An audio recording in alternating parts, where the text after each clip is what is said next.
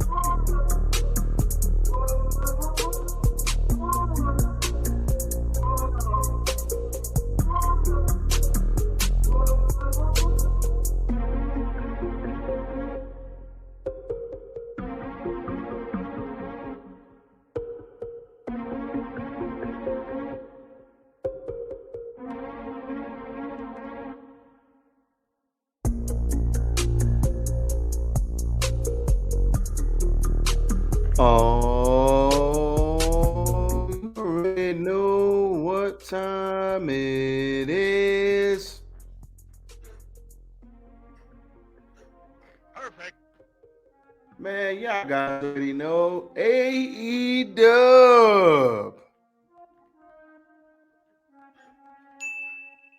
This is the AEW review. Man, it feels good to be back in AEW reviewing AEW Dynamite. Man, what a fun show it was. We got a lot to get into. We got a lot to talk about. We got other things up later on in the week. So, without further ado, let's go!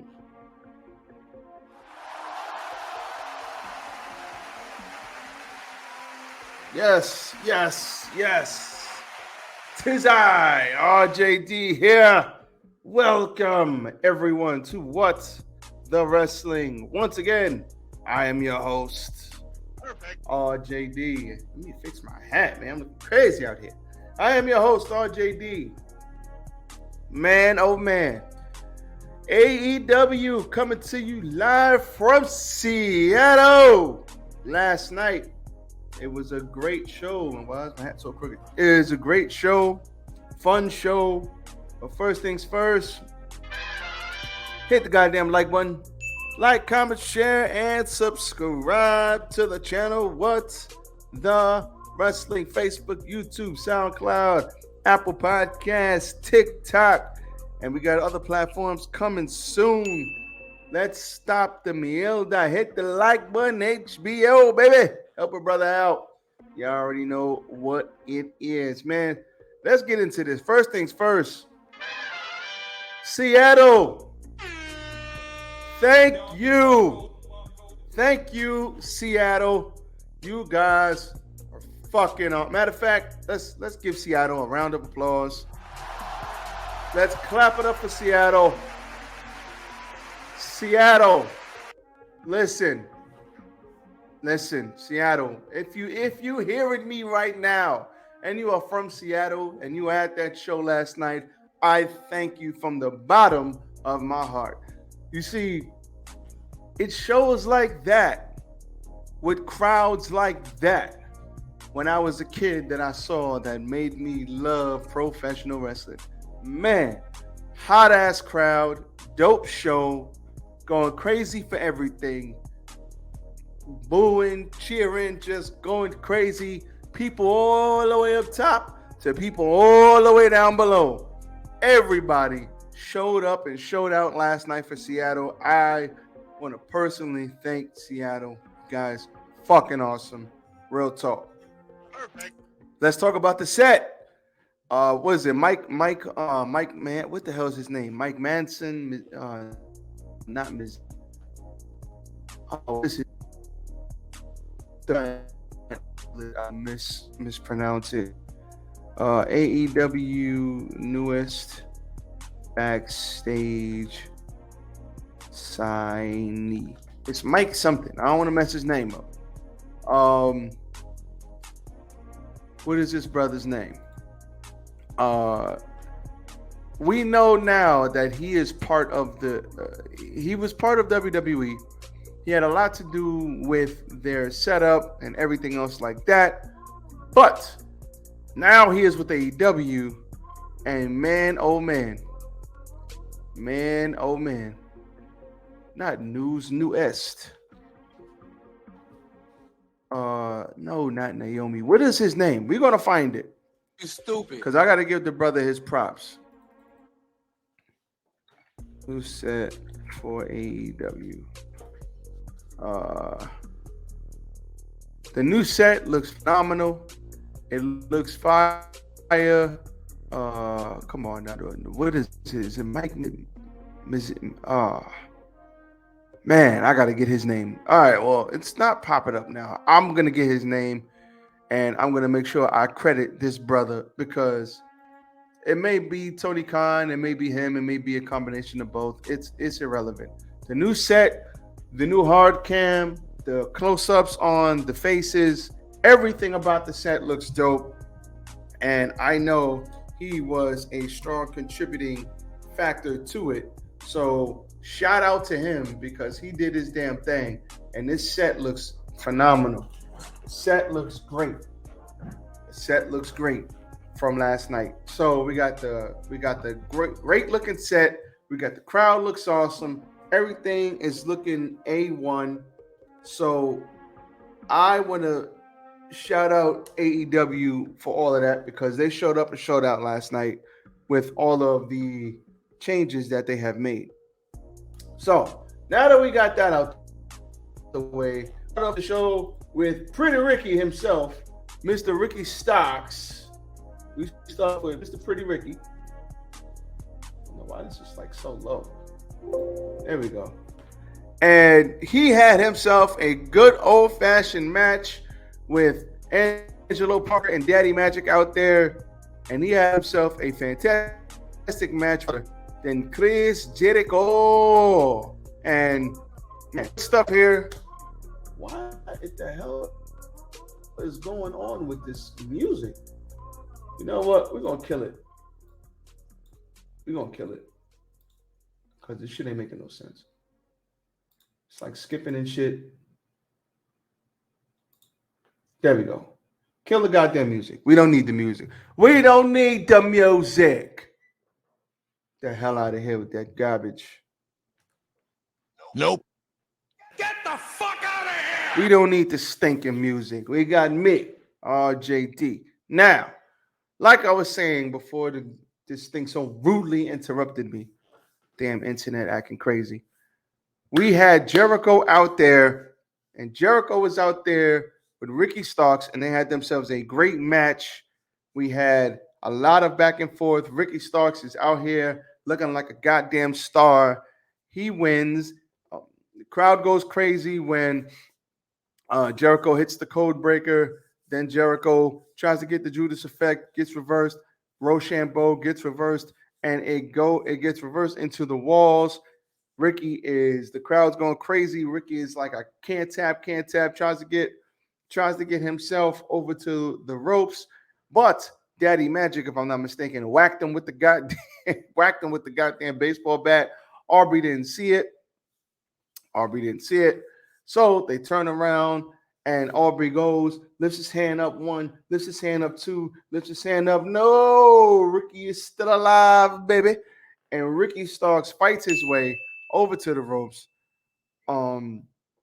Starks gets fired up, escapes the hold, tries to put him, hits him with a swinging DDT, knocks Daddy Magic and Maynard off the apron. Then he gives Jericho a spear to get the win. This was great. Ricky Starks is out here looking crazy. I mean, in a good way. Ricky Starks is going to be, he's already a star. Let's not get it twisted. We're not gonna we're gonna respect Gonna put some respect on his name. But what I will say is Ricky Starks is on his way to being a megastar. The feud with MJF, his promo ability, he is very unique. He's good on the sticks, good in the ring. He is setting himself up to be a megastar. Jericho losing again, I like. They did beat him up after the fact. And after the match, they beat him up. Action Andretti came out. Some crazy for Action Andretti with a chair. Everybody gets a chair. You get a chair. You get a chair. Everybody gets a chair. But then they got the best of them. Stop the cap. And that was all she wrote. It was at this moment that he knew he fucked That up. was all she wrote. Action Andretti gets beat down. He got hit with something. I think he got hit with a chair. And then they put Ricky Starks through a table. Jesus Christ. Gotcha, bitch. That had to suck. And listen, JAS stood tall, but Action Andretti got hit in the huevos. That's what happened. He got hit in the balls. How dare you? He got hit in the balls, and then they took control. But excellent start. Excellent start for AEW. Now, Moxley came out next. Tony Schiavone introduced the Hangman and mentions that Hangman and Paige were going to fight next week. And as of today, he's not medically cleared, but Paige looked down at the doctor and said if he doesn't get into the fight next week, he'll be cleared. He said he'll be cleared to knock Moxley's dick in the dirt. Now, that must be some cowboy shit. I'm like, put somebody's dick in the dirt. Okay, brother. You got it. But this prompted Moxley to come out. I love the way they followed him from behind.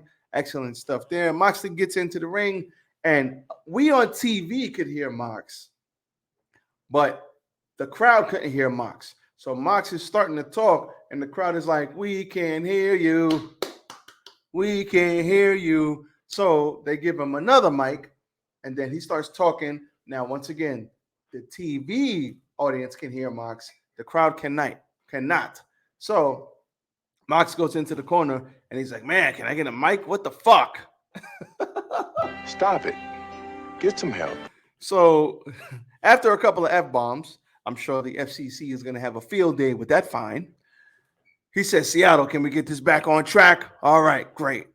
So Moxley says, listen, he's going to kick Hangman's ass again. He's like, what's up, buddy? Listen, you're going to come and be a part of the show. You got to lay your ass down, all right? They're going to see your fluffy tail. They see you, but you got to stay still. Okay, cool. Great. So he says, listen, he mentions that Paige is mad at him for knocking him out. He said, listen, this is unfortunate. This is the thing that we do. Sometimes you get your ass knocked out. And Paige is like, listen, I ain't mad that you knocked me out. It happens. I'm mad that you made a joke of it. You ain't let me get a word in. And you know what? That's some punk stuff. Like, this ain't no joke. You almost ended my life. And he taking it as a joke. Like, yo, listen, this ain't no joke, brother. But you know what? If you think what happened next time, I might just end your damn career. I'm paraphrasing here, but this was an excellent back and forth. And he's like, you don't belong in the ring with me. And next week, he's going to make sure that he gets back, but that he doesn't get back up. And I'm pretty sure there's going to be a spot where he goes for a King Kong lariat, and maybe they fake play into it like he's knocked out. I'm pretty sure there's going to be a spot like that.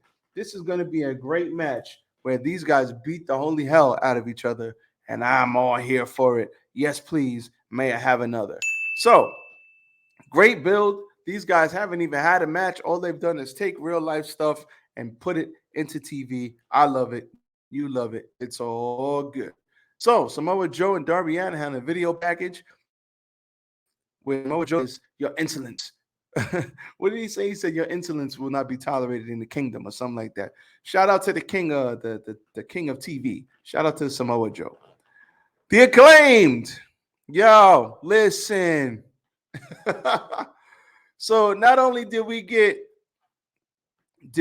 Acclaimed with Max Caster talking about Jeff Jarrett's wife again.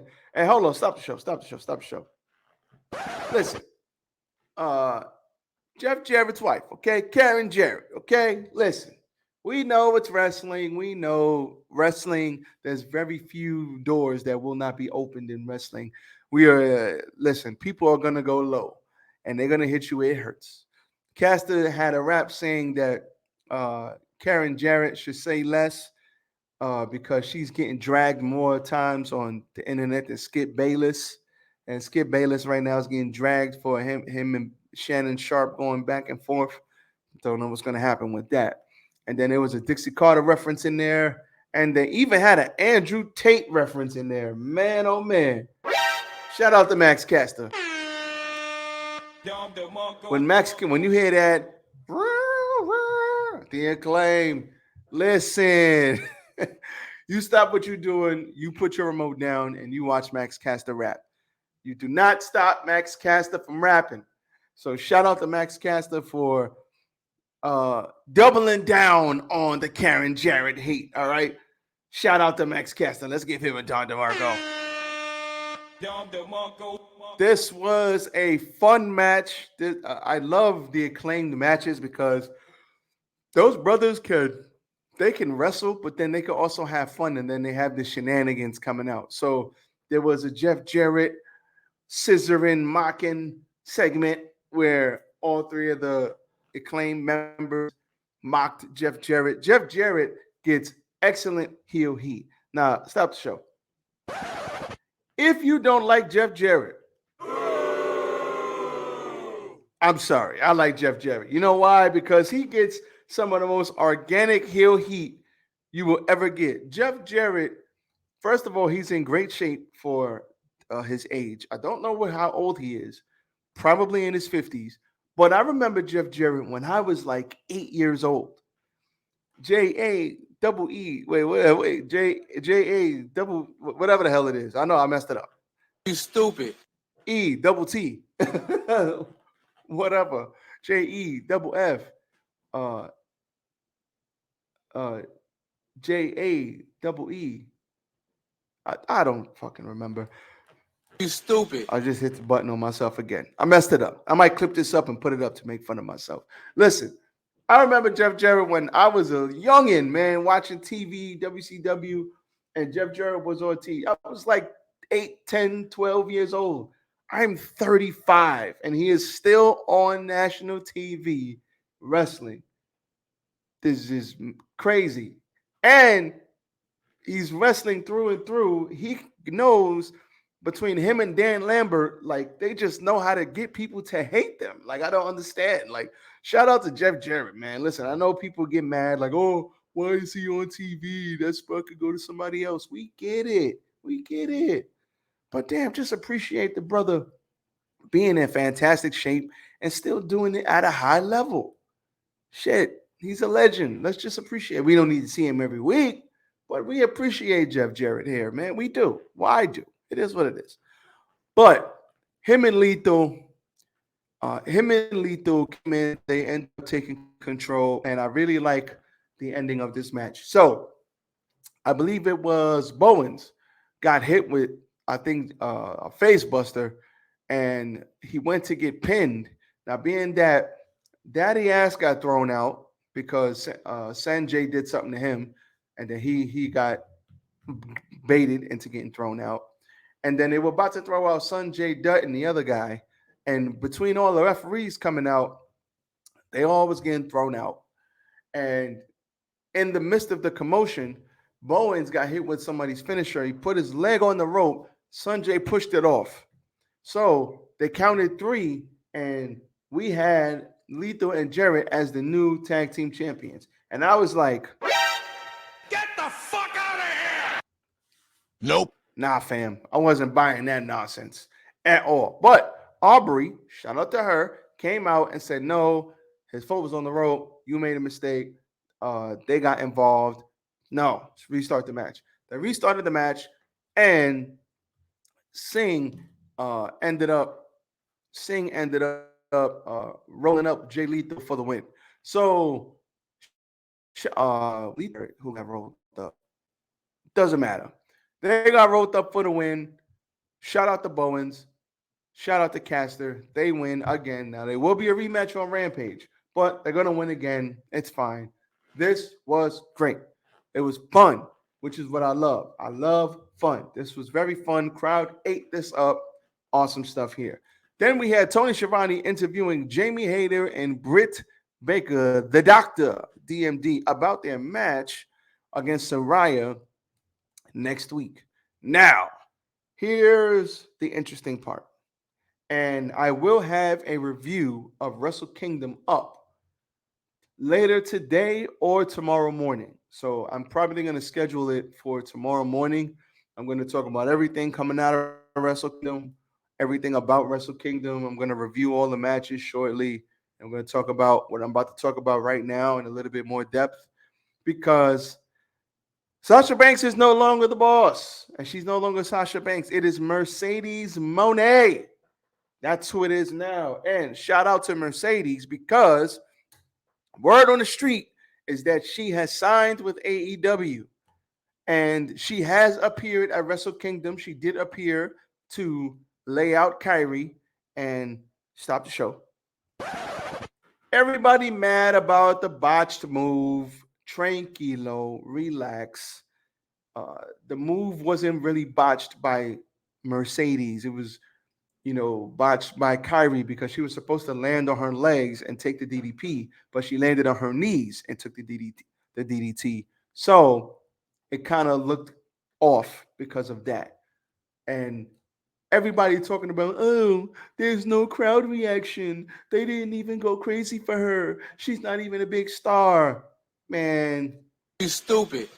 don't be that guy, okay? The Japanese audience is different from the American audience. So they're not going to go, yeah! They're not going to go crazy. On top of the fact that they have COVID restrictions out there in place, so they can't go crazy and cheer. They could kind of cheer and clap, but they don't really go crazy like that for that. So there may be people, the casual Japanese fans, who don't know who Sasha Banks is. They may know of WWE, probably because WWE is worldwide, but they don't know a lot of the wrestlers, or they don't know of Sasha Banks. But we, the American fans, we know about Sasha Banks. We love Sasha Banks. Mercedes. Yeah, I got to get used to saying Mercedes for not Mercedes Moné. I will get used to it. So forgive me. We love her. So her going out there is a big deal. She's getting a lot of money for it. She's going to be traveling the world, wrestling in a bunch of different promotions, doing what she loves to do, because this is what she wants to do, be creative and wrestle a certain way and do this style and wrestle here and wrestle there and wrestle here and wrestle there. So relax. She's going to have a killer match with Kyrie. It's probably going to be hard hitting, going to beat the hell out of each other. We're going to love it and cheer and go crazy. So my thing is, she probably is going to be Saraya's partner. Now, Saraya said, listen, I love AEW. I want to let everybody know that my partner is going to be, I realize that Hikaru Shida is great, Tony Storm is great, but my partner is going to be Tony Storm. And then she turns around and Shida's like, wait, what? So she turns around. She's like, yeah, Tony, you're the best. You're the bestest. We're going to have a great time kicking their ass, blah, blah, blah, blah. Now, to me, I'm not buying it. Nope. What I think is they're going to beat the holy, maybe Shida, because she didn't get picked, she goes heel and she beats the holy hell out of Tony Storm. And then that will make way for Mercedes to step in and be Saraya's partner. That's what I think happens. Or the Doctor and Jamie Hayter, they beat up Saraya. Not Saraya. They beat up Tony Storm. And then that is how Mercedes walks through the door. So one way or the other, I highly doubt that this match is going to be Saraya and Tony Storm, because even in Britt Baker's interview, she said, I'm the boss. I'm the boss. So very subtle. Yes, indeed. Very subtle. But you're not fooling me, AEW. No. I know what's going on here. You stupid. So I'm expecting Mercedes Moné to be the partner. Respect my authority! And I hope I'm right. Gotcha, bitch. Moving on. Jungle Boy is backstage. Have someone to watch his back after Luchasaurus turned his back on him. So with that being said, we've got a hook. And Jungle Boy next week versus Big Bill, and Lee Moriarty. That should be a good match. Then we got hometown hero Bryan Danielson versus Tony Nese in a very short match, which was great.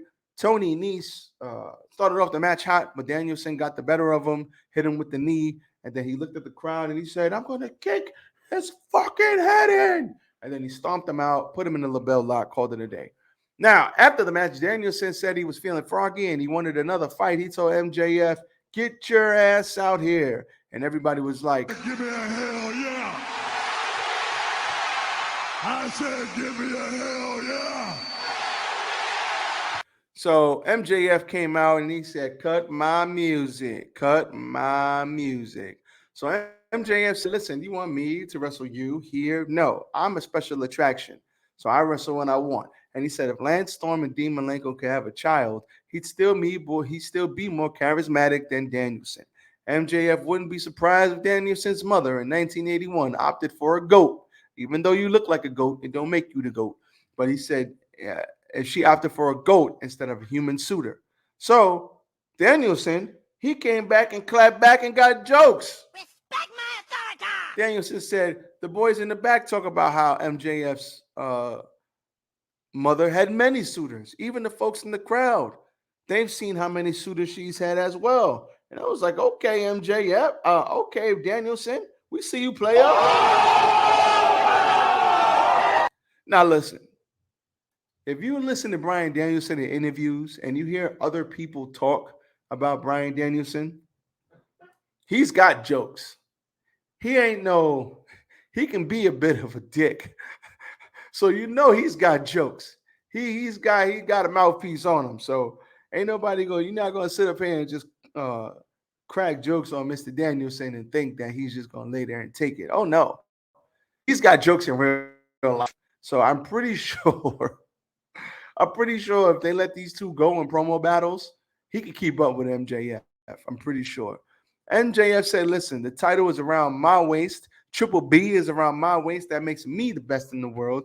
And all of these rundown, he's like, and he's like, top guys in the business have given me their stamp of approval. Guys like Disco Inferno. Guys like Eric Bischoff. He's like, and my favorite, good old Jim Cornette. Surprise, motherfucker. You stupid. I swear to God, I was drinking some water. When he said this line, I was drinking water. I almost spit the water out. I was like, what? Stop the cap. Oh, man, MJF, the constant troll. MJF is trolling while finding a way to entertain us. So he's Danielson told me he needs to shut up. He went to go out there and beat him up, but MJF ran away. He ran to the announcer's desk and he said, damn, Taz, why this guy's got such an anger problem, man? So he says, listen, if you want to fight me, if you can win every single match between February 8th, I will give you a title shot. Danielson said, no, I'll just come out here and fight when I want, and then I'll just win every match anyway. And I'll fight you when I want to fight you. And he said, no, I'll talk to TK. And Tony Khan says, listen, he said, I talked to TK, but TK doesn't run this. The EVPs don't run this. I do. And I say, these are my terms. If you win every match between now and February 8th, you can have a title shot. So Danielson says, sure. You want me to play your little game, do your little stipulation? I'll do it. But you know what? If I do your stipulation, you have to do my stipulation. And I was like, okay, what's this? It was at this moment that he knew. He fucked up. So he said, if you want me to do that, then we got to have ourselves an Iron Man match if I win all of these matches. Gotcha, bitch. And he said, "What, Maxi Pad? Are you scared, Maxi Pad? Are you scared?" You are on. Got yourself a bet. So How dare you? all I can say is, Give me a hell yeah. yes, please. Thank you very much. So Danielson going through the ringer from now until February 8th. Let's see what happens. Video package then shown Battle of the Belts, Orange Cassidy for the All Atlantic title versus Kip Sabian. Then we got Swerve Strickland versus with the Mogul affiliates versus AR Fox. Now, the problem with this is who the hell is, I know who Bordeaux is. Uh yeah. Who the hell is the other guy with the tattoos? He ain't even got a name yet. That is not good. Stupid. How they didn't give you a name yet? Come on, son. They messing up out here. So Swerve and AR Fox had a crazy match with shot, which is a call back to their Lucha Underground days, and he hit him with a huge meteora off the top rope. So Killshot and Dante Fox, which is their names back in Lucha Underground. Commentary played this up. I love the fact that I got all of this backstory. AR Fox is really good. Why no one has signed them until now? Craziness. Makes no sense. But this brother is very, very good. And Swerve is very, very good. So shout out to these guys. They had an awesome match. Stage prior to Storm and Sheeta, my for that the earlier interview was with Britt Baker, the Doctor, and uh, Jamie Hayter. Next, we had the As Boys. They came out and had a funeral ceremony for FTR, and they had pictures of FTR, and they said basically FTR's career is over. They are now the top legendary tag team. Their FTR is done. It's over for them. Top Guns out. They are now the living legends. Shout out to them. They even played a trick where FTR's music hit and everybody was like, "Oh, FTR's coming out. Let's go." And then they were like, "Aha, you all look crazy. Surprise, motherfucker. They're not here. They're still in Japan." So no way they could make that flight that quick. But that was a good segment. Then we had a recap of the matches coming next week. Then we had the TBS champion Jade Cargill and Red Velvet versus Layla Gray, Layla Gray versus Sky Blue and Kiera Hogan. This was a solid match. The story here is Red Velvet is basically like, Get the fuck out of here. Fuck this shit, I'm out.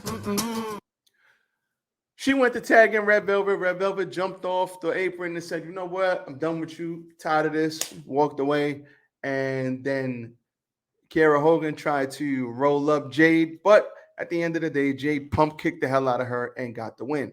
So Red Velvet is officially probably leaving the baddies. So they're going to have to find out. She's got one baddie left. She kicked one baddie out. Now she's got one baddie left. And this is probably going to lead to a match. But Red Velvet has already lost to Jade twice. So we'll see what happens.